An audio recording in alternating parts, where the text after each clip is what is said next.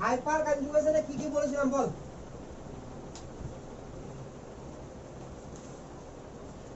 বল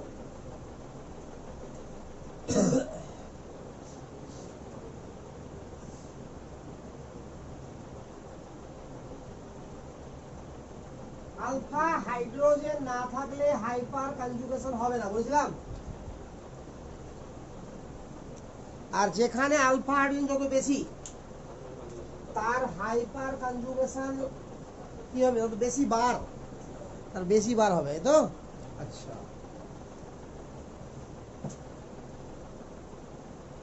এবার লিখ hyper conjugation on carbocation.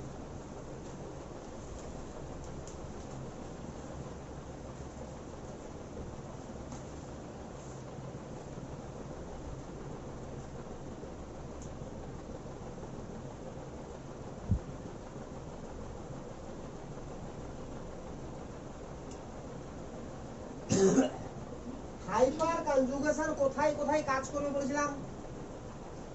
কার্বোক্যাটায়নে, free রেডিক্যালে R অ্যালকিনে, double বন্ডে। তো ডাবল বন্ডে কিভাবে কাজ করে দেখিয়েছিলাম, যেখানে যত বেশি আলফা হাইড্রোজেন থাকবে সেই অ্যালকিনটা তত বেশি স্টেবল, যদি রেজোনেন্স বা মিজোমেরিক এফেক্ট না লাগে তো। আর কোথাও যদি রেজোনেন্স বা মিজোমেরিক এফেক্ট অ্যাপ্লাই হয়ে যায় তাহলে সেটা সবথেকে বেশি স্টেবল, তার থেকেও বেশি স্টেবল কি অ্যারোমেটিক। তো এখানে লক্ষ্য কর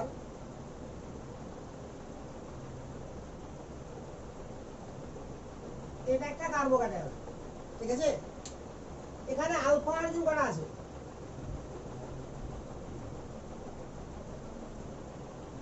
তিনটা। কারণ যেখানে কার্বোক্যাটায়ন হয়েছে তার ঠিক পাশের কার্বনটা হচ্ছে আলফা কার্বন, আর তার সঙ্গে যুক্ত হাইড্রোজেনকে বলা হবে আলফা হাইড্রোজেন। তাহলে এখানে আলফা হাইড্রোজেন কটা আছে? তিনটা। আলফা হাইড্রোজেন তিনটা আছে, এটা যদি এইভাবে লিখি লেখা যাবে, তাহলে এটা এখান থেকে এভাবে ডাবল বন্ড করবে, দিয়ে CH2 ডাবল বন্ড CH2 হয়ে গেল, আর H প্লাস বেরিয়ে গেল। তো দেখ তো সিগমা কনভার্ট হয়েছে বাই বন্ডে না হয় রে, তো এর নামই হাইপার কনজুগেশন। তাহলে কার্বোক্যাটায়নের মধ্যে হাইপার কনজুগেশন কিভাবে বোঝা গেল? দাঁড়া বলছি, অ্যালকিনের মধ্যে কিভাবে হয়েছিল আগে ভাব একবার। এটা ভেঙে এখানে যাচ্ছিল, এটা ভেঙে এখানে আসছিল। লক্ষ্যবার ওখানে কি ছিল, সিগমা কনভার্ট হচ্ছিল পায়ে, আর পাই কনভার্ট হচ্ছিল লোন পিয়ারে। তখন তাকে কি বলছিলাম? Hyper conjugation of alkyne.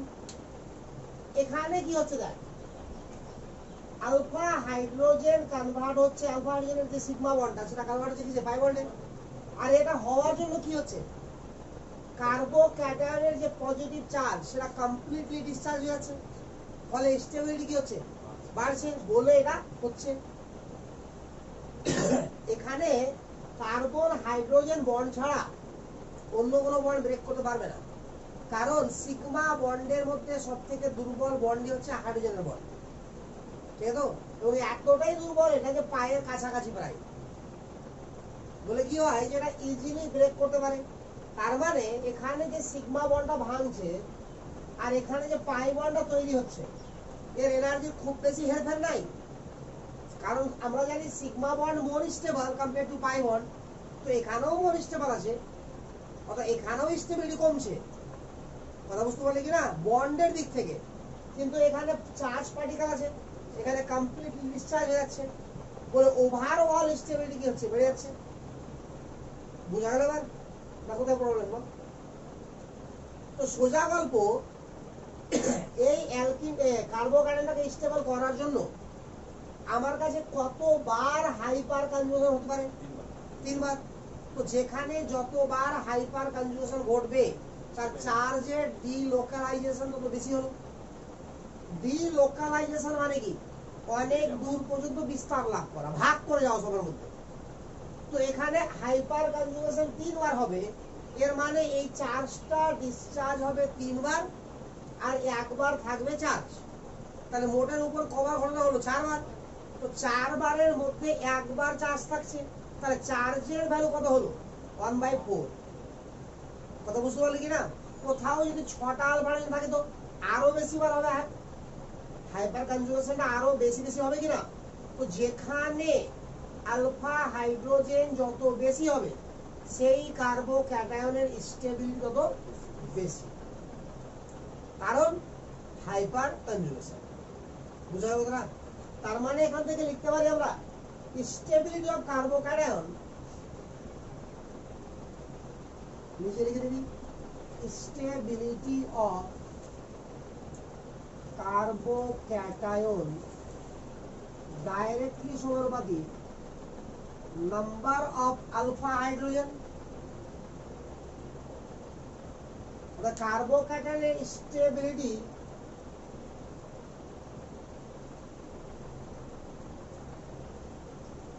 কার সঙ্গে সমানুপাতিক?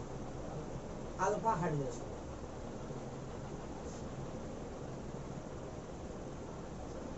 এইরকম বুঝবো?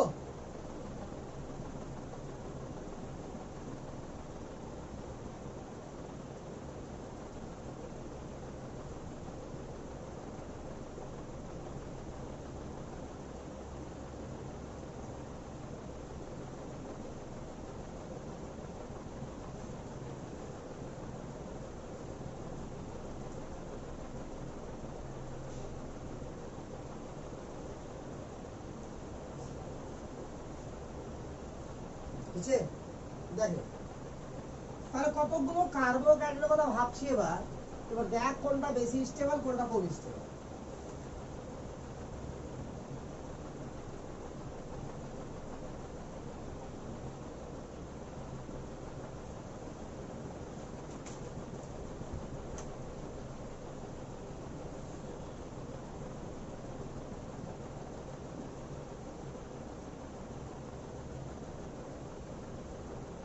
বল সবথেকে বেশি স্টেবল কোনটা? শেষেরটা। আলফা হাইড্রোজেন 9টা আছে, তারপরে এটা আলফা হাইড্রোজেন 6টা আছে, তারপরে এটা। ক্লিয়ার না? ক্লিয়ার না? এই কারণে বইয়ে লেখা থাকবে, দেখবি যে 1 ডিগ্রি কার্বোক্যাটায়ন থেকে 2 ডিগ্রি বেশি স্টেবল, আর 2 ডিগ্রি থেকে 3 ডিগ্রি আরো বেশি স্টেবল। বুঝা গেল? তারপরে 1 ডিগ্রি না, এই কার্বনের 1 দিকে কার্বন আছে, এটা 2 ডিগ্রি, এই কার্বনের 2 দিকে কার্বন আছে, এটা 3 ডিগ্রি, এই কার্বনের 3 দিকে কার্বন আছে। তবে ডিগ্রির সঙ্গে স্টেবিলিটির কোনো রিলেশন নাই। স্টেবিলিটি রিলেশন কার সঙ্গে আছে? আলফা হাইড্রোজেনের সঙ্গে, হাইপার কনজুগেশন ইফেক্টের সঙ্গে, মিজোমেরিকের সঙ্গে, ইন্ডাকটিভ ইফেক্টের সঙ্গে। ফর এক্সাম্পল কয়েকটা জিনিস আমার ভুলও লেখা থাকে বইয়ে। CH3 CH2 প্লাস আর CH3 CH2 CH2 প্লাস। আর এই যে তো অনেক মানে ছায়ার বই, অনেক বই কালে যাবো, ওখানে কয়েক জায়গাতে আমার বলা আছে, কয়েক ঠিকও বলা আছে এটা বড় গ্রুপ।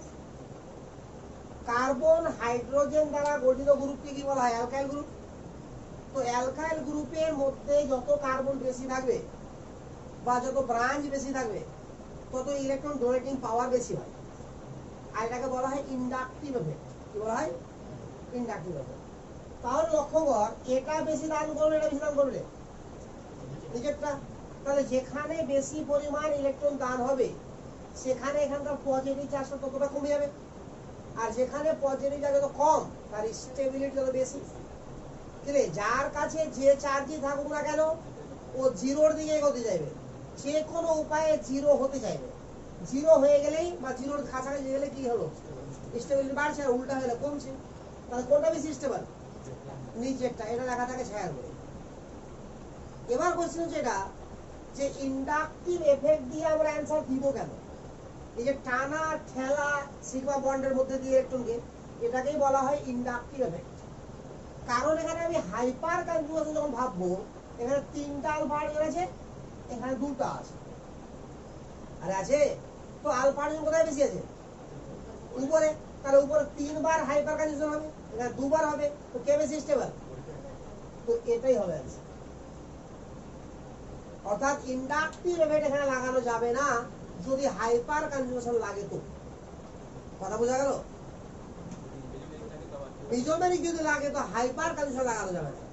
কেমনই একটা এক্সাম্পল এখানে আর দিয়ে দিই,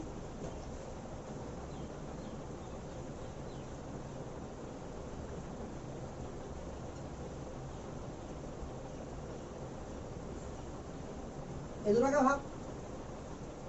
এখানে লক্ষ্য কর ডাবল সিঙ্গেল ভ্যাকান্ট আছে, এখানে আমার 3 ডিগ্রি, এখানে 1 ডিগ্রি, এখানে আমার পাওয়া যায় 1টা, এখানে আমার পাওয়া যায় 9টা। তাও বেশি হিসাবে কোনটা উপরেরটা, কারণ কনজুগেশন আছে, রেজোনেন্স এফেক্ট আছে বা মিজোমেরিক এফেক্ট আছে। বুঝা গেল কি না? তো এই কারণে আমাকে সবসময় ভাবা উচিত কি সিস্টেমেটিক সব থেকে বেশি স্ট্রং এফেক্টের নাম হচ্ছে মিজোমেরিক বা রেজোনেন্স এফেক্ট, তারপরে হাইপার কনজুগেশন, আর সব থেকে দুর্বল হচ্ছে কি ইন্ডাকটিভ এফেক্ট। অতএব ব্যাপারটা হচ্ছে এটা যে হাইপার কনজুগেশনের সঙ্গে ইন্ডাকটিভ এফেক্টের তুলনা করা যাবে না, তেমনি মিজোমেরিক বা রেজোনেন্স এফেক্টের সঙ্গে হাইপার কনজুগেশনের তুলনা করা যাবে না, মানে ওটা অনেক বেশি স্ট্রং। কথা বুঝলো? একই জাতির মধ্যে তুলনা হয়, ডিফারেন্ট জাতির মধ্যে হবে না।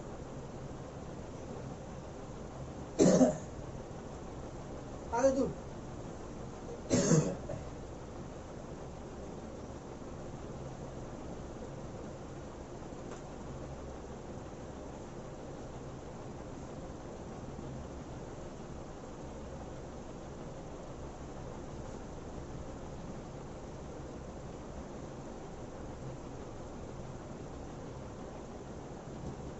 তাহলে কোন কার্বোকার্বনটা বেশি স্টেবল চিনতে পারছিস আবার? না পারছিস রে? পারবি বলতে তো আর শিওর না শিওর নাই?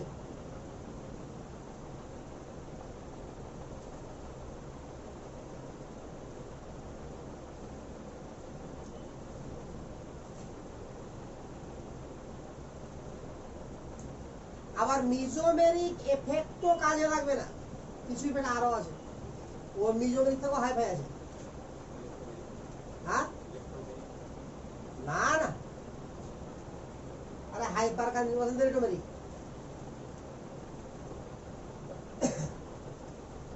ওগুলো হচ্ছে আলাদা, কার্বোক্যাটায়নের ক্ষেত্রেই হবে শুধু। ডান্সিং রেজোনেন্স সব থেকে বেশি স্টেবল, পার্ট অফ অ্যারোমেটিক তারপরে বেশি স্টেবল, তারপরে মিজোমেরিক। ওগুলোও লাগবে, তো ইলেভেনেই লাগবে এখন না। আরে অর্গানিক পার্ট দেখতে ছোট্ট 11-এ, কিন্তু আছে প্রচুর জিনিস। তাহলে কার্বোক্যাটায়ন গুলোর মধ্যে কে বেশি স্টেবল কে কম স্টেবল বলতে পারবি এবার? শিওর আছিস? এবার চলে hyperconjugation on free radical. এই hyperconjugation on free radical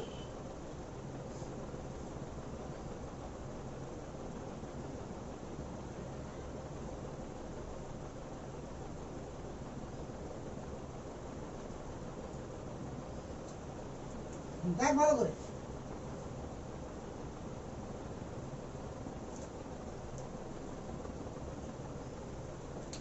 এটা ফ্রি রেডিক্যাল কিনা এটা ক্লিয়ার তো? আর ফ্রি রেডিক্যাল যখনই বন্ড করবে তো আর একটা ফ্রি রেডিক্যালেরই প্রয়োজন, তবে তো পুরো একটু শেয়ার করার মতো বন্ড হবে। এ ফ্রি রেডিক্যাল থেকে গেল আর বন্ড হয়ে চলে গেল, এটা হতে পারে না। ফ্রি রেডিক্যাল যখনই বন্ড করবে তখনই কি প্রয়োজন? আর একটা ফ্রি রেডিক্যাল প্রয়োজন। তো এটাকে আমরা রাখা যাবে আবারও একই রকম হবে।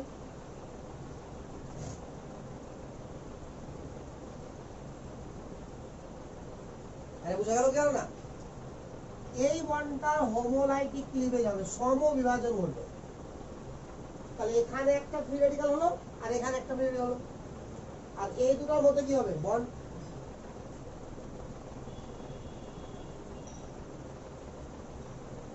আর H প্লাস বেরিয়ে H ডট। এইভাবে যদি ফ্রি রেডিক্যাল স্টেবিলিটিকে বাড়ায় কে? Hyperconjugation. হাইপার কনজুগেশন হলো রে, দেখো সিগমা বন্ড ব্রেক করলো, পাই বন্ড তৈরি হলো না? যেখানেই সিগমা ব্রেক করে পাই তৈরি হবে সেখানে তো হাইপার কনজুগেশন। আরে কথা বুঝতে পারলি না? তো এখানেও আবার আলফা হাইড্রোজেন ব্রেক করছে, তাহলে এখানেও কি প্রয়োজন? আলফা হাইড্রোজেন প্রয়োজন। তাহলে ফ্রি রেডিক্যাল সেটাই বেশি স্টেবল হবে যেখানে বেশি বেশি আলফা হাইড্রোজেন থাকবে। তো একই ভাবে যদি বলা যায়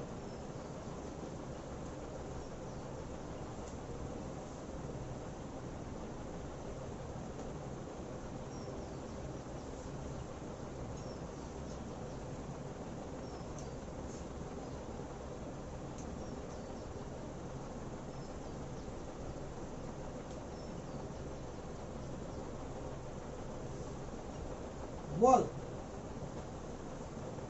কোনটা ফ্রি রেডিকাল সাথে বেশি স্টেবল?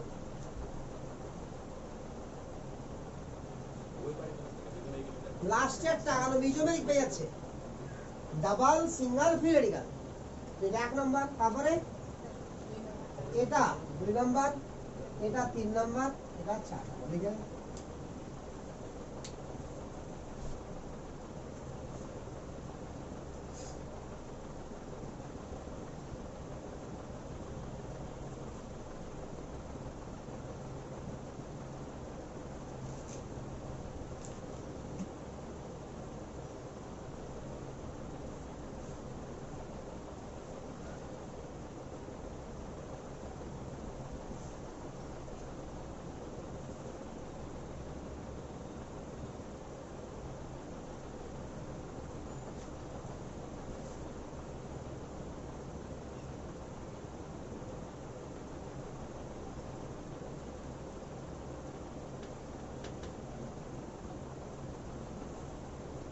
হলো রে।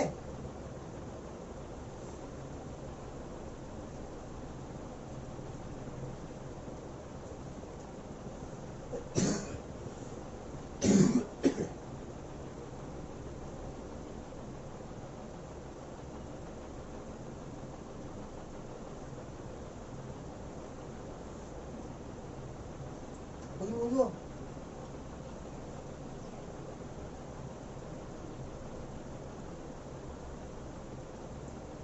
এবার ধর এরকম একটা কম্পাউন্ড আছে,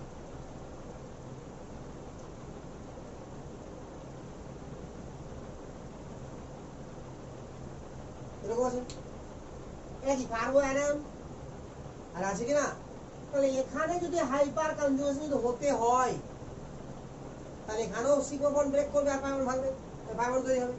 তো এটা এইভাবে হতে পারে, এটা ডাবল বন্ড করবে, এটা ভেঙে যাবে।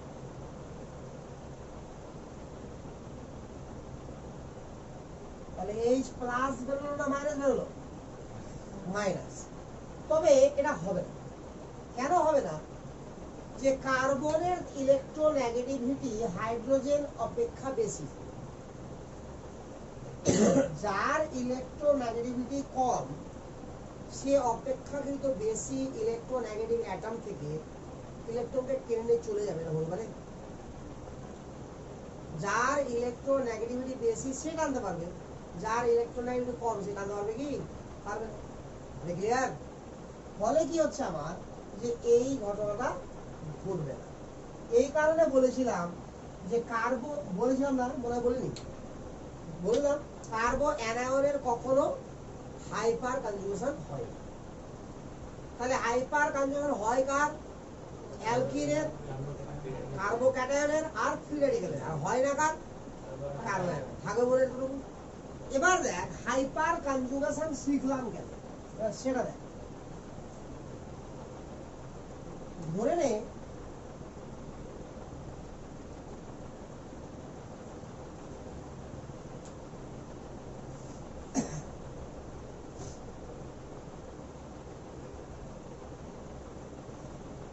এটা অ্যালকিন, বলতো এই হাইড্রোজেন গুলো আলফা হাইড্রোজেন কিনা? আলফা হাইড্রোজেন, কারণ ডাবল বন্ডের পাশের কার্বন আছে, এটা আলফা কার্বন। তাহলে হাইপার কনজুগেশন হবেই হবে, না হবে রে? কি হবে? এটা ভেঙে এখানে যাবে আর এটা ভেঙে এখানে আসবে। এটা তো হয় সিগমা ভেঙে পাই, আর পাই ভেঙে লোন পেয়ার। তাহলে কি হলো দেখতে বল বলে?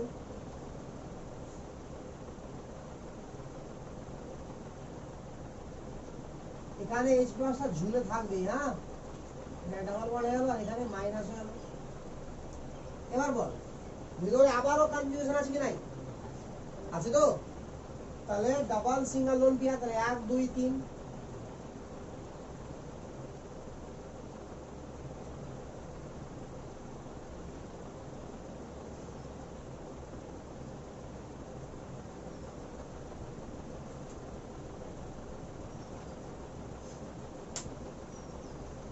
আবারও কনজুগেশন আছে।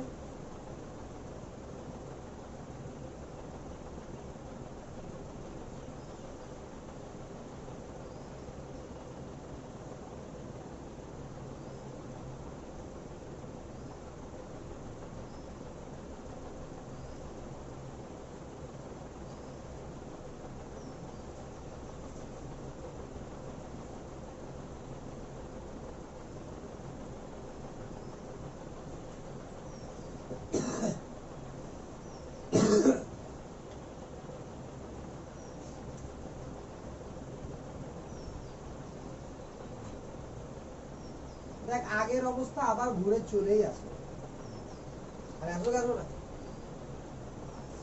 আর ডাবল বন্ডে মাঝখানে একটা ছাড়, লাস্ট অরিজিন আসলো, ডাবল বন্ডে পজিশন চেঞ্জ হয়ে গেছে। তো লক্ষ্য কর এটাই হলো হাইপার কনজুগেশন। সিঙ্গেল স্টেপ দেখাচ্ছিলাম, অনেকগুলো স্টেপ দেখালাম। তাহলে শুরু কি করে হলো, আবার সিগমা ভেঙে পাই হলো, পাই ভেঙে লোন পেয়ার হলো। ডাবল বন্ডের ক্ষেত্রে যেটা হয়, কার্বো ক্যাটায়নের ক্ষেত্রে শুধু সিগমা ভেঙে পাই হয়, আর ফ্রি রেডিক্যালের ক্ষেত্রে ফ্রি রেডিক্যাল উৎপন্ন হয় সিগমা বন্ড থেকে, ঠিক তো? আচ্ছা ভালো, এই যে গ্রুপটা আছে CH3 গ্রুপটা, যেটা যুক্ত থাকার জন্য আমার হাইপার কনজুগেশন হলো, এর ফলে বেঞ্জিন রিংয়ে কি চার্জ ডেভেলপ হয়েছে কি হয়নি? কোন চার্জ ডেভেলপ হয়েছে? মাইনাস। তাহলে কি CH3 গ্রুপ এটা দান করেছে না গ্রহণ করেছে? দান করেছে। তাহলে এতক্ষণ যতগুলো জিনিস শিখছিলাম, যতগুলো হাইপার কনজুগেশন শিখলাম, সবই কি প্লাস H। আরে বুঝে গেল? কারণ দান যারা করে তাদেরকে কি বলে? Plus group.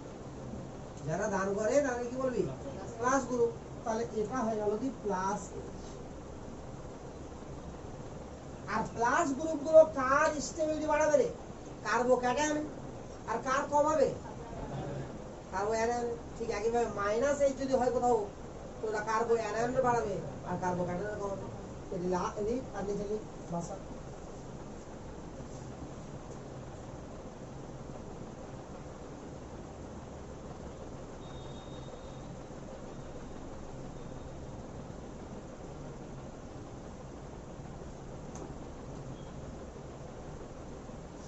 এত তোলা হয়েছে রে, এবার লিখ plus H effect increases the stability, plus H effect increases the stability of carbocation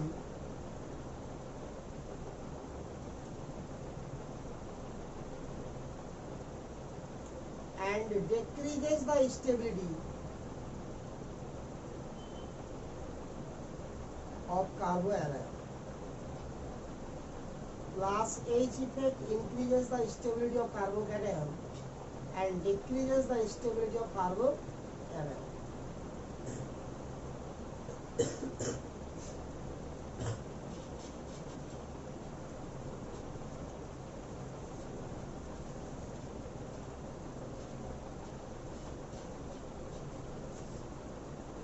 হয়েছে? বুঝবো এটা? ক্লিয়ার? তাহলে এবার দেখ কতগুলো কার্বো ক্যাটায়ন দিচ্ছি, তুই বলবি কোনটা বেশি স্টেবল কোনটা কম স্টেবল। আগে সিম্পল দিচ্ছে,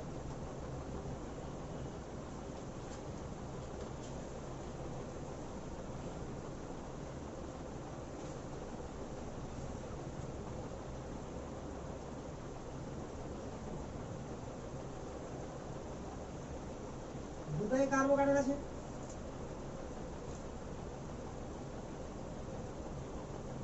বল কোনটা বেশি স্টেবল? এখানে কোন ইফেক্ট কাজ করছে? Hyperconjugation. আর হাইপার কনজুগেশন যেখানে বেশি লাগবে, কোথায় বেশি লাগবে? যেখানে আলফা হাইড্রোজেন বেশি থাকবে। তাহলে এখানে আলফা হাইড্রোজেন 3টা আছে, এখানে আলফা হাইড্রোজেন 2টা আছে, তো সব সহ বললে হবে। প্রথম যেটা লেগে আছে ডাবল বন্ডের সঙ্গে 2টা, এটা তো বিটা হাইড্রোজেন। তাহলে আলফা হাইড্রোজেন কটা? 2টা। এখানে কটা? 3টা। তাহলে এটা বেশি। আরে বুঝা গেল কথাটা? তাহলে এবার কার্বো ক্যাটায়নের স্টেবিলিটি হাইপার কনজুগেশনের উপর কিভাবে ডিপেন্ড করে, বোঝা গেল কি না গেল না? পারি বলতে পার?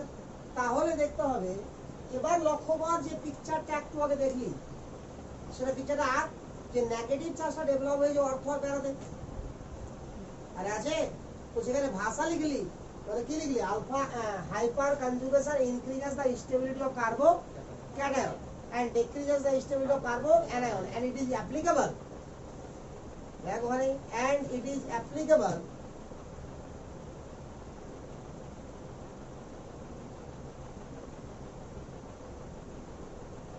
alternate position, মানে একটার পর পর, and it is applicable alternate position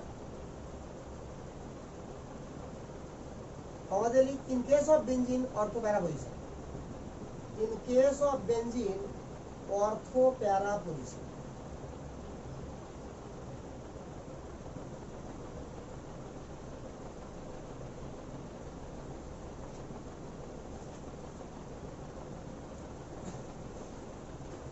হয়েছে?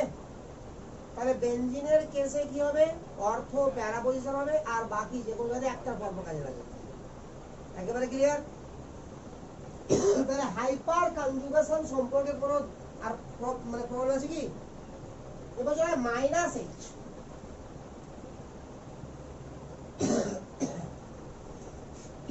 মাইনাস এইচ কি করে হয় সেটা দেখ।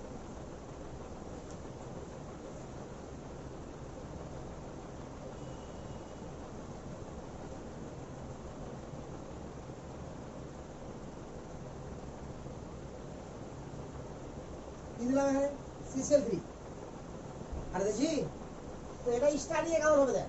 এখানে কার্বন ক্লোরিন বন্ড ব্রেক করে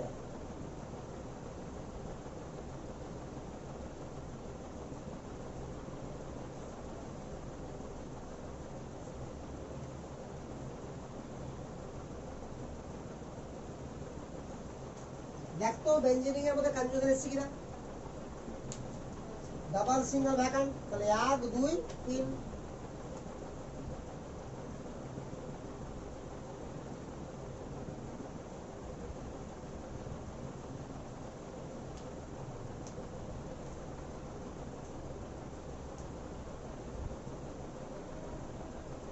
হয়েছে। এটা বাকি কাজ করতে পারবি কিনা দেখ।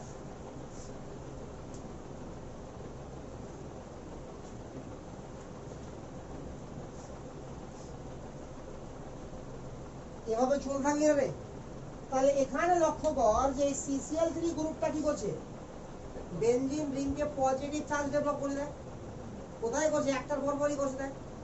এখান থেকে এখানে না করে এখানে করলো, এখান থেকে এখানে না করলে এখানে করলো দেয়। আর ইন কেস অফ বেনজিন অর্থ প্যারা পজিশন। আরে বোঝা গেল? তো এরকম ভাবে যদি হয় তাহলে কি বলা হবে? Minus H. এবার শুন ভালো করে আগে। এখানে মজার ব্যাপার হচ্ছে এটা যে মাইনাস এইচ ইফেক্ট কেবলমাত্র CCl3 দেয়, আর কেউ দেয় না। মাইনাস এইচ ইফেক্ট কেবলমাত্র CCl3 দেয়, আর অন্য কেউ দেয় না। তো এরকম কোশ্চেন হয়ে থাকে প্রায় যে CbF3 CCl3 CbR3 CI3। তো এটা দিচ্ছে, তো এটা কেন দিবে না, এটা কেন দিবে না, এটা কেন দিবে না? বুঝলো? তো লক্ষ্য করে এই যে বন্ডটা ব্রেক করছে, করছে রে, তাহলে কার্বন ফ্লুরিন বন্ড এনার্জি খুবই হাই, বুঝলো? বলে এটা মাইনাস এইচ ইফেক্ট শো করে না। বুঝতে পারলি কারণটা? এই বন্ডটা এনার্জিটা আছে, এর এনার্জি আছে, এনার্জিটা অনেক বেশি, এটাকে ভাঙতে অনেক বেশি এনার্জি লাগবে। বুঝতে পারলি কিনা? সেই এনার্জিতে এখানকার পাই বন্ডে থাকবে না, ওটা ভেঙে যাবে। কথা বুঝতে পারলি কিনা? তাহলে কনজুগেশন থাকবে জীবন আর, তাহলে আমার হবে না। ক্লিয়ারিটি আছে? এবার দেখ এখানে, তাহলে এদের বন্ড এনার্জি তো আরো কম। কার্বন ফ্লুরিন থেকে কার্বন ক্লোরিনের বন্ড লেন্থ বেশি বলে বন্ড এনার্জি কম, এ থেকে বন্ড লেন্থ আরো বেশি বলে বন্ড এনার্জি আরো কম, এটা আরো কম।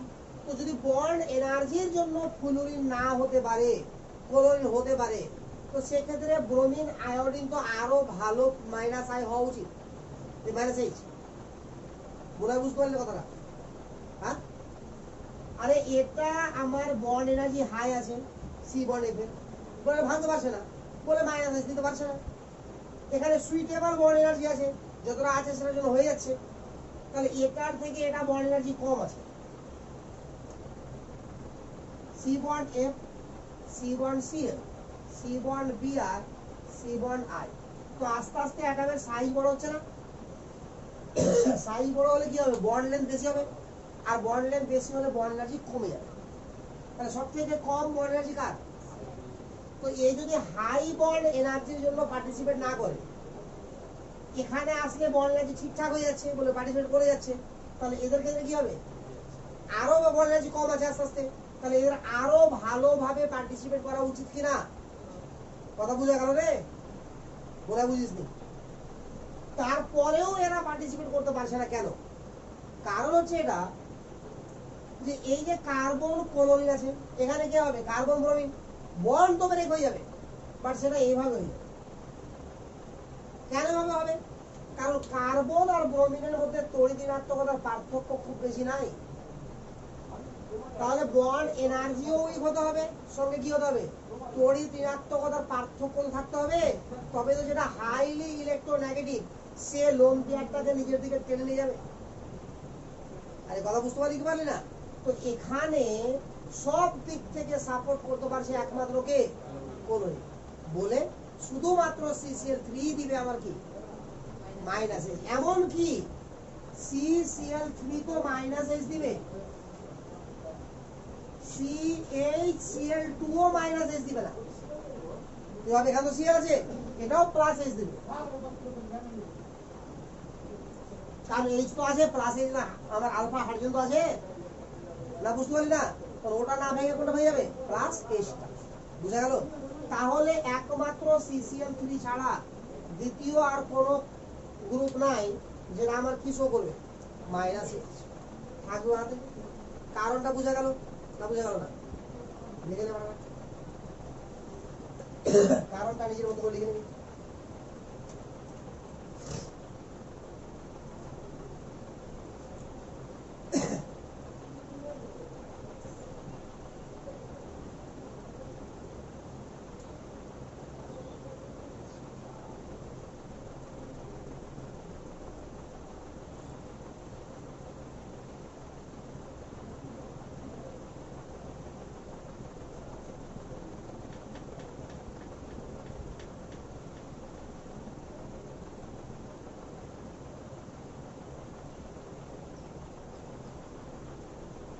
হচ্ছে এবার? তাহলে প্লাস এইচও শিখে গেলি, মাইনাস এইচও শিখে গেলি, প্লাস এমও শিখে গেলি, মাইনাস এমও শিখে গেলি। এবার চারটাকে মিক্সচার করে কিছু কোশ্চেন দিই। এবার প্লাস হয় মাইনাস হয় শিখে 6টা মিক্সচার হয়ে যাবে, আর ওটা পরীক্ষা করবে। কথা বুঝতে পারলি কিনা? যে ওদের মধ্যে কে বেশি স্টেবল, কে কম স্টেবল, কোন কার্বোকার্বন। তোলা হয়েছে?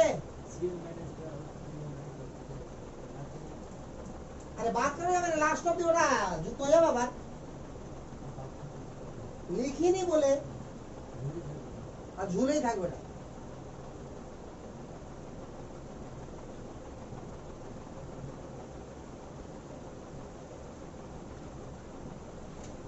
ওটা বার হয়ে চলে যাবে না, ঝুলে থাকবে, এত কিছু করে জিজ্ঞাসা করবে।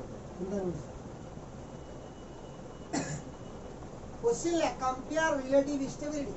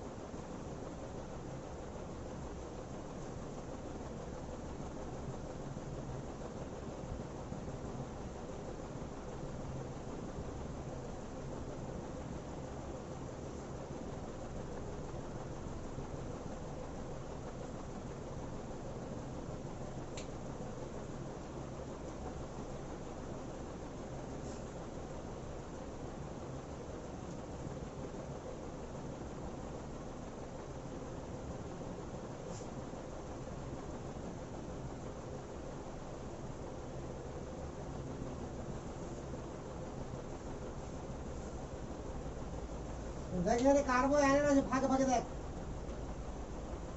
যেটা কার্বো অ্যানায়ন আছে, বুঝতে পারছিস তো?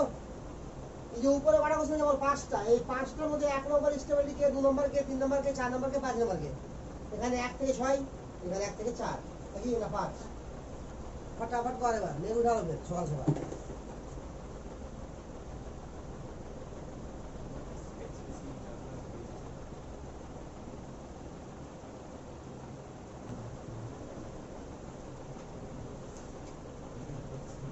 বল ইফেক্ট গুলো বল। এখানে কি লাগছে? Plus M. এখানে কি লাগছে? Minus M. এখানেও প্লাস এম, এখানে মাইনাস এইচ, এখানে প্লাস এইচ। তো কার্বোকাইন আছে, প্লাস গুলো বাড়াবে, তো সব থেকে বেশি বাড়াবে প্লাস এম। তাহলে এটা আর এটার মধ্যে 1 আর 2 হবে। 1 কোনটা? সিএইচ, ওএইচ ওএইচ, আর 2 এটা, 3 এটা হয়ে গেল। এবার এটা কমাবে, তো বেশি কে কমাবে রে? মাইনাস এম, বাজে হবে এটা।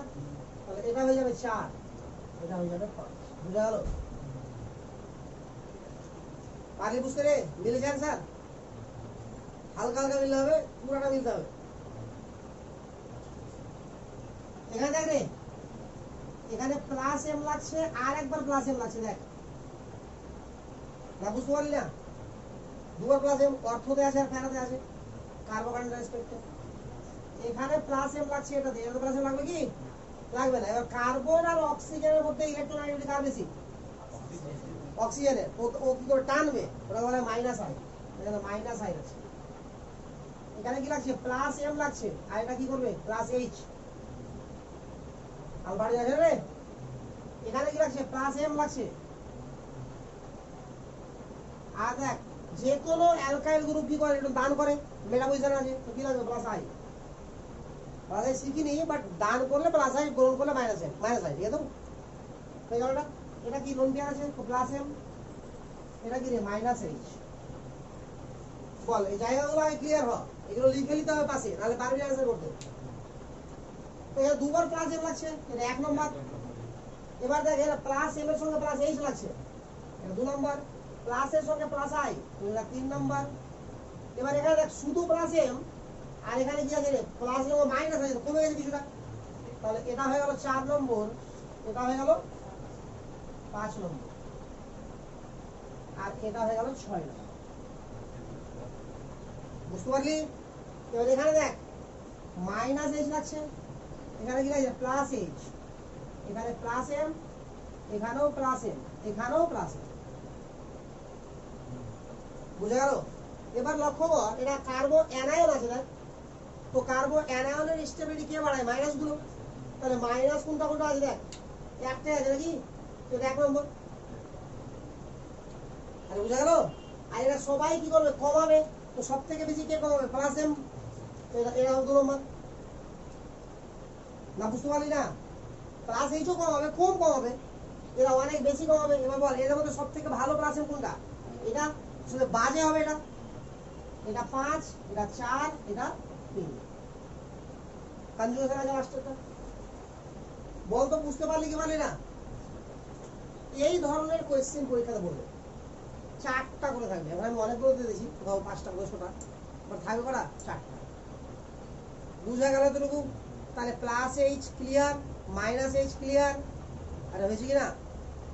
ক্লিয়ার তো? এবার পড়তে হবে প্লাস আই মাইনাস আই। কটা বাজে রে?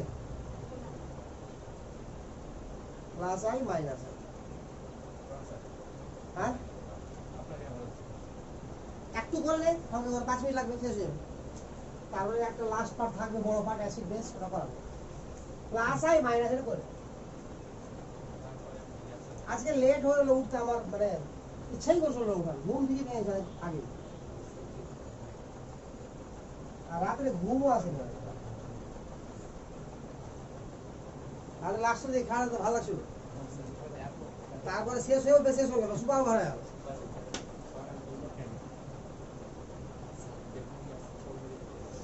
দেখ ওটি 4 না, ওটি এমনি 4 হয়ে গেছে, এটি ভালো করে দেখ। তাহলে দেখ এবার ইন্ডাকটিভ এফেক্ট। আরে 5 মিনিট তুই দেখ না, তাড়াতাড়ি ছেড়ে দিচ্ছি। Inductive effect. এটা কিরকম জিনিস দেয়?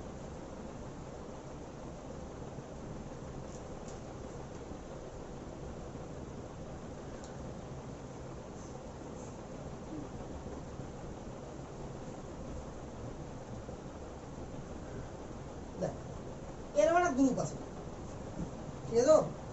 লক্ষ্য করে এগুলো সব কিছু না মানে CS3 আছে বা এইচ দিবি তো। এখানে দেখ কার্বনের সঙ্গে ফ্লুরিন আছে, ফ্লুরিন হাইলি ইলেকট্রোনেগেটিভ অ্যাটম কিনা? হাইলি তো। তাহলে ফ্লুরিন কি করবে, এখান থেকে বন্ধন জোড় ইলেকট্রনটাকে নিজের দিকে টেনে নিয়ে ডেল্টা নেগেটিভ হয়ে যাবে, আর কার্বনটা কি হয়ে যাবে বল, ডেল্টা পজিটিভ হয়ে যাবে। ক্লিয়ার? এই ডেল্টা পজিটিভ যেটা আছে কার্বন, এ কি করবে, ডিসচার্জ হতে চাইবে কি যাবে না? তো এদিক থেকে নিতে পারবে কি? পারবে না। আর ফ্লুরিনের কাছ থেকে পারলে দিত কেন? ঠিক আছে তো? তাহলে ও বাধ্য হয়ে কোন দিকে নিবে, এদিক থেকে নিবে। আরে বুঝা গেল? তাহলে এখানে কোনো তড়িৎ ঋণাত্মক কোনো পার্থক্য আছে কি? নরমাল ভাবে নাই, বাট এটা পজিটিভ হয়ে যাওয়ার জন্য কি হয়েছে, যে এর ইলেকট্রন ঘাটতি হয়ে গেছে বলে কিছুটা হলেও টানবে। টানবে কি হবে? তাহলে এও ডেল্টা প্লাস হবে। আরে হবে কি হবে না? আবার এ এদিকে টানবে, তাহলে এও ডেল্টা প্লাস হবে, এও ডেল্টা প্লাস হবে, এন্ড সো অন, আস্তে আস্তে চলতে থাকবে। কথা বুঝা গেল? তাহলে এটাকে ধরলাম +1, এটাকে ধরলাম +2, এটাকে ধরলাম +3, এটাকে +4। ক্লিয়ার? তাহলে যতটা ডেল্টা মাইনাস আছে তার মড করে দিলাম, সেটা কি হলো, ডেল্টা 1 প্লাস এর মড প্লাস ডেল্টা 2 প্লাস এর মড প্লাস ডেল্টা 3 প্লাস এর mod dot dot dot.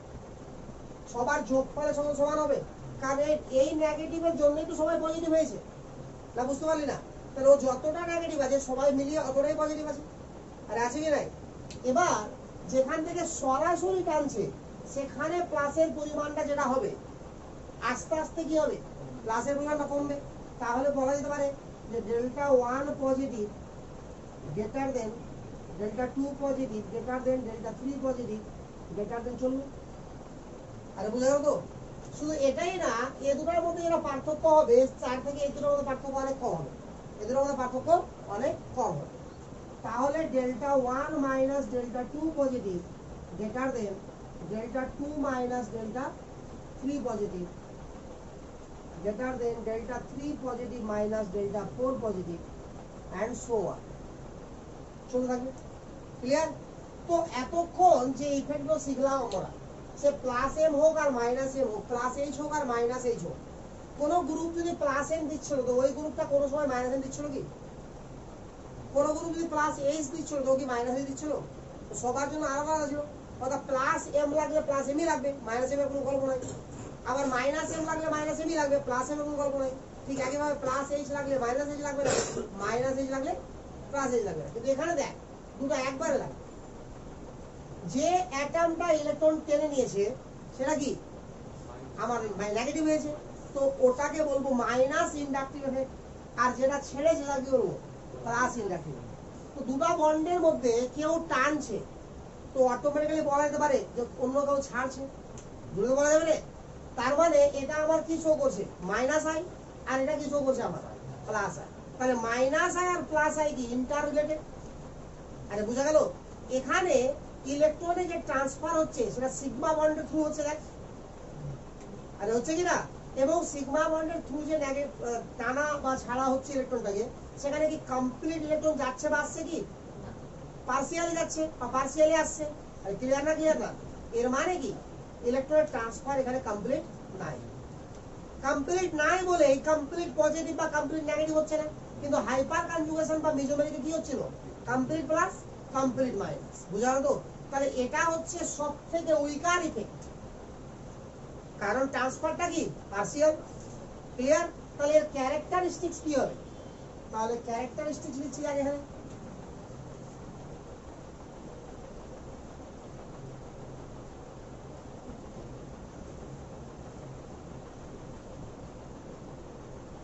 Characteristics 1 নম্বরে কি হবে বল, পার্সিয়াল ট্রান্সফার অফ ইলেকট্রন। লিখা ক্যারেক্টারিস্টিক্স দিলি একেবারে, partial transfer of electron through sigma bond. Partial transfer of electron through sigma bond, through sigma bond. বুঝা গেল না? Partial transfer of electron through sigma bond. Sigma বন্ডের মধ্যে দিয়ে আমার কি হচ্ছে বল? ইলেকট্রনের পার্সিয়াল ট্রান্সফার হচ্ছে। আরে ক্লিয়ার না? ক্লিয়ার না? বুঝে লেখা? আচ্ছা, like it is the weaker effect than hyperconjugation. It is the weaker effect than hyper conjugation.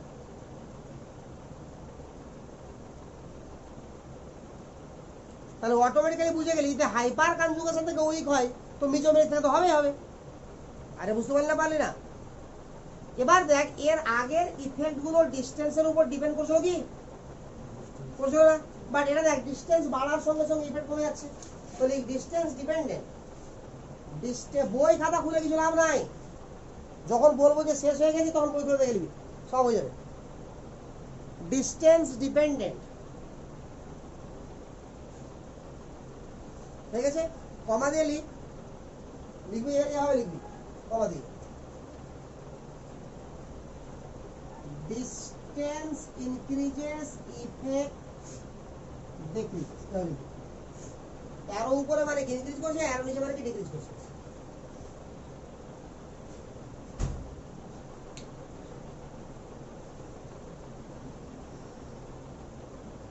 আরে হয়েছে? ইফেক্ট আর অ্যাপ্লিকেবল, তারপর কোশ্চেন দেখ, তারপর নাম্বার দে। Effect are applicable up to 3 carbon.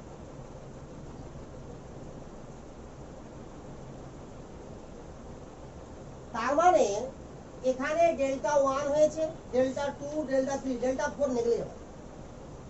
তার মানে কি হচ্ছে? ডেল্টা 4 কমতে কমতে কমতে এতটাই কমে গেছে ডেল্টা 4 যেটা কি নেগলিজেবল।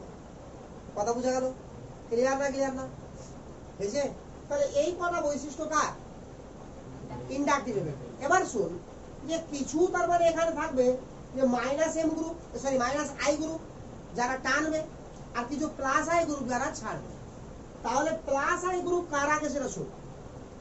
যাদের মধ্যে নেগেটিভ চার্জ থাকবে তারা সবাই কি প্লাস আই গ্রুপ। কারণ কি নেগেটিভ হয়ে আছে মানে কি ওর কাছে ইলেকট্রন এক্সেস আছে, তাহলে ও কি ওই ইজিলি ইলেকট্রন ডোনেট করতে পারবে। ক্লিয়ার? এছাড়া যে কোনো হাইড্রোকার্বন অর্থাৎ অ্যালকাইল গ্রুপ যারা, তারা কি আমার প্লাস আই গ্রুপ। কারণ যে কোনো হাইড্রোকার্বন কি করে? ইলেকট্রন দান করে। এবার হাইড্রোকার্বন গুলোর মধ্যে বা অ্যালকাইল গ্রুপের মধ্যে প্রথমে দেখবো ব্রাঞ্চ। যার কাছে ব্রাঞ্চ যত বেশি আছে সে তত বেশি দান করতে পারবে। আর যদি ব্রাঞ্চ সংখ্যা সমান থাকে তো যেখানে কার্বন বেশি থাকবে সেখানে বেশি দান করতে পারবে। হয়ে গেল? আর মাইনাস আই এর কথা হচ্ছে সেম, যে যার সঙ্গে যুক্ত থাকবে তার থেকে রিলেটিভলি হায়ার ইলেকট্রোনেগেটিভ হলেই কি হয়ে গেল, সেটা কি করবে? Minus I. আরে বুঝে গেল? তাহলে এটুকুই তো প্লাস আই আর মাইনাস আই কাহিনী। বুঝছে? কিছু কোশ্চেন করতে হবে যে প্লাস আয়ের উপরে আর মাইনাস আয়ের উপরে। আর ব্যাপার একই, যে যেমন plus H plus M কার্বো ক্যাটায়নের stability বাড়াচ্ছিল তো প্লাস আইও বাড়াবে, আর কার্বো অ্যানায়ন কমাচ্ছিল প্লাস আইও কমাবে। মাইনাস আইও কি করবে? তাহলে কার্বো অ্যানায়নের স্টেবিলিটি কি করবে? বাড়াবে, আর কার্বো ক্যাটায়নের স্টেবিলিটি কি করবে? কমাবে। ঠিক আছে? তো বাকিটা পরে লিখবে।